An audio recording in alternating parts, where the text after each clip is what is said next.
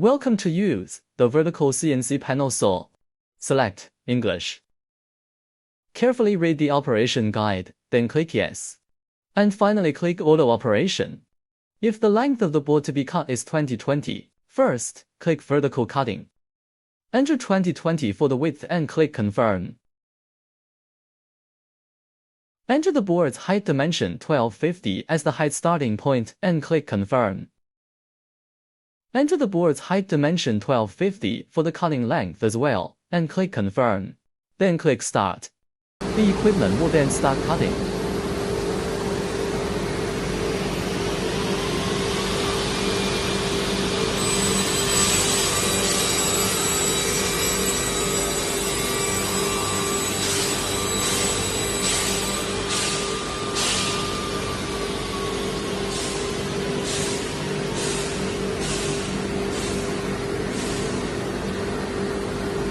After the cutting is done, pick the board down and set it aside.